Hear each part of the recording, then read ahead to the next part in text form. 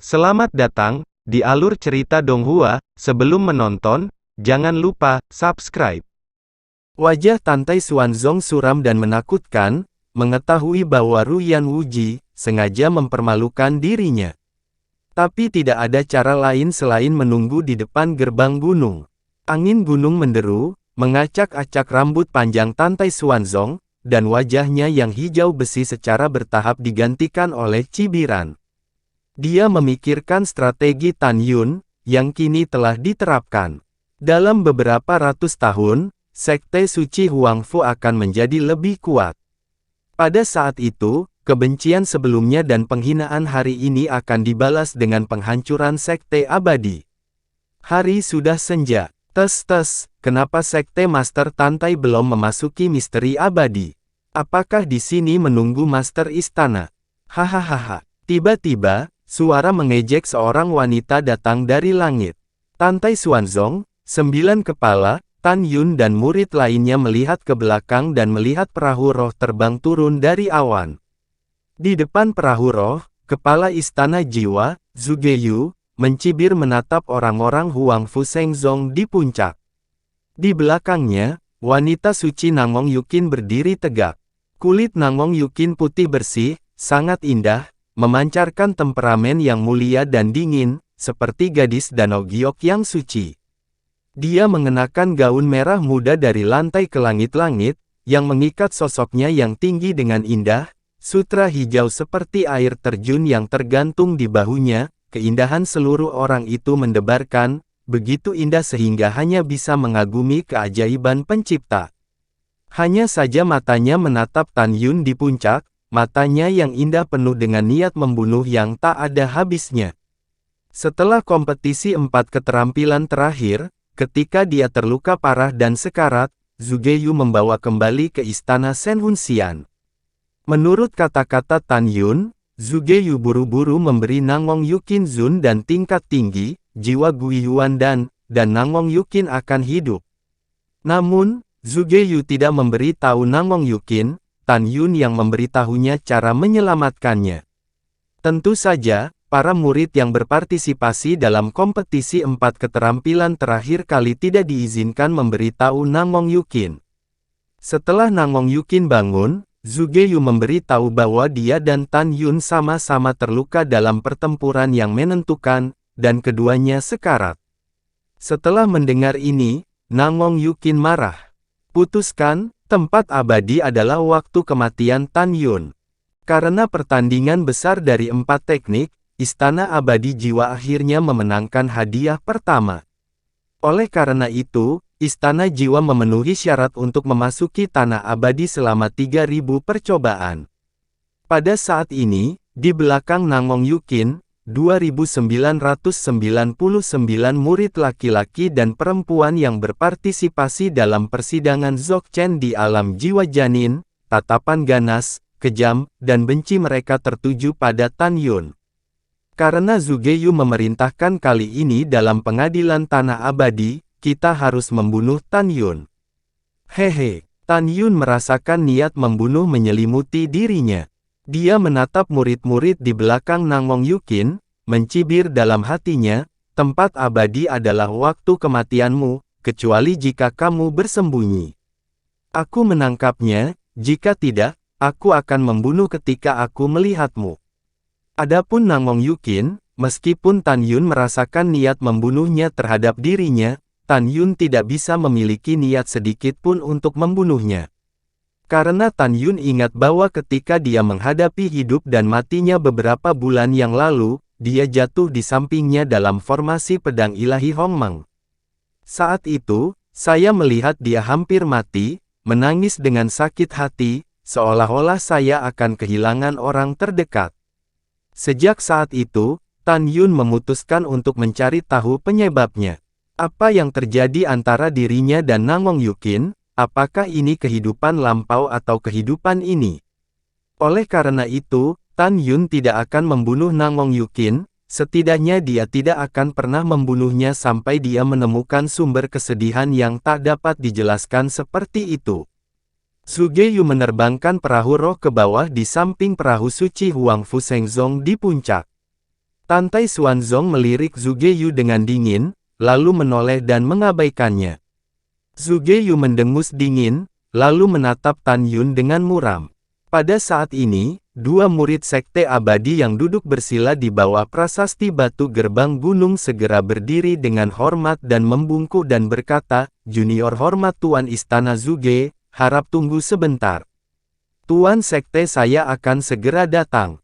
Petik 2. Tantai Xuanzong melihat sikap kedua muridnya terhadap Zhuge Yu, dan kemudian memikirkan sikap yang mengabaikan dirinya sebelumnya. Dia ingin membunuh kedua murid itu. Tantai Xuanzong berteriak, "1 jam yang lalu, kalian berdua mempermalukan guru sekte ini. Sekarang guru sekte ini telah memberi Anda waktu 1 jam untuk melihat apakah Anda akan mengakui kesalahan dengan guru sekte ini. Jika kamu mengakui kesalahan, raja ini akan membiarkanmu." Begitu kata-kata itu jatuh, Tantai Xuanzong melambaikan tangan kanannya, dan seluruh tubuh kedua murid meledak itu. Pada saat ini, langit di atas puncak melonjak, ruang perlahan-lahan berputar, dan dalam sekejap, gerbang waktu dan ruang yang mengarah ke alam rahasia abadi berubah. Wajah tua Ruyan Wuji memerah ke puncak, suaranya rendah dan berkata, "Master Sekte Tantai, mengapa kamu membunuh murid dari Sekte Abadi?" Tantai Xuanzong tertawa dan berkata, "Saudara Ruyan tiba tepat pada waktunya. 1 jam yang lalu, para muridmu yang menjaga gerbang gunung berbicara kasar kepada guru sekte ini, dan guru sekte ini menghukum mereka untukmu." Setelah itu, Tantai Xuanzong menatap langsung ke Ruyan Wuji, sepertinya saudara Ruyan tidak puas dengan raja ini. Ruyan Wuji tiba-tiba tertawa terbahak-bahak, karena mereka tidak menghormati, mereka harus dibunuh. Ruyan tampak acuh tak acuh, tetapi dia mencibir dalam hatinya, "Tantai Xuanzong, begitu persidangan dimulai, murid Sekte Abadi saya dan murid Istana Jiwa akan bergandengan tangan untuk membunuh 1000 murid Anda. Pada saat itu, akan ada saat di mana kamu ingin menangis tanpa air mata." Diam-diam di sini, Ruyan Wuji tersenyum pada Zhuge Yu dan Tantai Xuanzong, "Tolong, keduanya mengambil murid." Setelah itu, Ruyan naik dengan awan biru tak terbatas dan melesat ke gerbang ruang dan waktu dalam kehampaan. Zhuge Yu mengemudikan perahu roh, mengikuti dari belakang. Tantai Xuanzong mencibir saat dia mengendarai perahu roh ke langit, melaju ke gerbang ruang dan waktu, dan memasuki wilayah rahasia abadi. Misteri abadi menempati area seluas 30 juta li. Ada banyak danau, sungai, dan air terjun peri dalam misteri. Dengan aura kaya surga dan bumi, dan kabut dan awan yang mengalir, itu menarik keajaiban alam yang seperti negeri dongeng. Murid-murid Huang Fu Shengzong menutup mata terhadap misteri yang luas dan indah, mata mereka menatap ke depan, dan 3000 murid di perahu roh Istana Abadi Jiwa, mata mereka penuh semangat juang. Demikian pula, pria dan wanita dari Istana Jiwa, melihat murid-murid Huang Fu Shengzong. Di hati 3000 murid Istana Abadi termasuk Nangong Yukin, bersama dengan 2000 murid Sekte Abadi yang berpartisipasi dalam persidangan, murid-murid Huang Fu Shengzong pasti akan dibantai. 3 jam kemudian, malam tanpa bintang, gelap gulita. Tapi itu tidak mempengaruhi pandangan Tan Yun dan yang lainnya. Ruyan Wuji secara pribadi mengirim Zhuge Yu dan para tetua dan murid lainnya ke aula VIP yang mewah, dan secara pribadi menjamu mereka. Ini adalah sekte peri abadi, cara keramahan tertinggi. Dibandingkan dengan orang-orang di Istana Jiwa, orang-orang Huang Fu Shengzong terlihat sangat menyedihkan. Karena Ruyan Wuji meminta seorang penatua untuk membawa Tantai Xuanzong, 9 kepala, dan para murid ke Gunung Peri tempat Tan Yun dan yang lainnya tinggal beberapa bulan yang lalu ketika mereka berpartisipasi dalam kompetisi 4 keterampilan. Masih sama seperti beberapa bulan lalu, ditumbuhi rumput liar dan kumuh. Adapun makanan dan anggur, sangat kurang. Penatua Sekte Abadi meninggalkan kalimat, "Besok jam 3/4, pergi ke tempat perlindungan ruang waktu abadi," lalu pergi tanpa pamit. Tantai Xuanzong melihat ke rumah-rumah sederhana tidak jauh, dengan sudut mulutnya sedikit terangkat, dan dia berpikir dengan kejam, ketika Master Sekte ini akan memandikan Sekte Abadi di masa depan, dia akan memenjarakan Ruyan dan benda tua ini di sini. Pelan-pelan siksa dia sampai mati. Setelah mengambil keputusan, Tantai Xuanzong menyuruh 9 kepala dan ribuan murid beristirahat selama 1 malam. Setelah itu, Tantai Xuanzong memanggil 9 kepala divisi bersama-sama. Para murid Jiumai berkumpul dan mulai mendiskusikan berbagai strategi untuk menghadapi Sekte Abadi dan murid Istana Jiwa dalam persidangan. Setengah jam kemudian, sebuah suara sombong datang dari langit, "Tan Yun, kita bertemu lagi." Setelah beberapa saat, 7 orang muda dan 3 murid perempuan yang seperti bunga dan batu giok, berjalan menuju Tan Yun di depan murid divisi Pil. Pria berkepala itu mengenakan jubah emas dan mahkota di kepalanya. Dia cukup tampan. Pria ini tidak lain adalah tuan muda dari Sekte Abadi, Ruyan Chen. Pada saat ini, Ruyan Chen tampak seperti serigala lapar, dengan tatapan sengit berhenti 10 kaki di depan Tan Yun. Selama masa penyembuhannya, setiap kali dia memikirkan perlakuan kejam Tan Yun, saat mengalahkannya dalam pertempuran yang menentukan, beberapa bulan yang lalu, dia bermimpi membunuh Tan Yun. Ketika Tan Yun dan dia bertarung, dia tidak hanya merobek seluruh lengan kiri Ruyan Chen, tetapi juga menyekik leher Ruyan Chen dengan satu tangan, dan mematahkan tulang rusuknya, meraih jantungnya. Mengancam Ruyan. Pada akhirnya, Ruyan Wuji berjanji untuk membiarkan murid-murid dalam Huang Fu Shengzong dalam waktu 100 tahun untuk mendapatkan tempat memasuki Tanah Abadi melalui kompetisi 4 keterampilan. Bagi Ruyan Chen, ini sangat memalukan. Yang membuatnya semakin marah adalah wanita yang dia kagumi, Nangong Yukin, hampir dibunuh oleh Tan Yun. Hari ini, 6 pria dan 3 wanita yang berdiri di belakang Ruyan Chen adalah murid dalam dari Sekte Abadi, 9 kekuatan teratas. Tan Yun melirik Ruyan Chen, dan berkata, "Jadi ini tuan muda Ruyan." "Hehe, Sekte Abadi benar-benar memiliki orang-orang dengan keterampilan medis yang luar biasa. Aku mengalahkanmu sampai hampir mati terakhir kali. Aku tidak menyangka bahwa hanya dalam waktu setengah tahun, kamu sudah sembuh." "Saya mengerti, Tuan Muda Ruyan, Anda pasti datang untuk berterima kasih kepada saya, terima kasih karena tidak membunuh Anda." Setelah mendengarkan itu, Ruyan Chen mengepalkan tinjunya, menggertakkan giginya dan berkata, "Tan Yun, Tuan Muda ini tahu, Anda memiliki mulut yang buruk, Tuan Muda ini datang untuk memberi tahu Anda. Di Tanah Abadi, dimanapun kamu bersembunyi, Tuan Muda ini akan menangkapmu. Pada saat itu, Tuan Muda akan memotong lidahmu, mencungkil matamu, dan perlahan menyiksamu. Juga, Nangong Yukin adalah wanitaku, kamu hampir membunuhnya. Dengan ini, aku tidak akan membiarkanmu mati dengan mudah." Hati Tan Yun tenggelam, apakah Nangong Yukin setuju dengannya? Tepat ketika Tan Yun bimbang, Ruyan Chen pergi. 9 pria kuat dari pintu dalam yang dia bawa, 6 di antaranya, mengacungkan jari, menunjuk ke arah Tan Yun dengan seringai, dan pergi. 3 murid perempuan melirik Tan Yun dengan dingin sebelum menghilang ke dalam malam. Tan Yun mengesampingkan keraguannya dan bergumam, "Potong lidahku, gali mataku, dan siksa aku perlahan."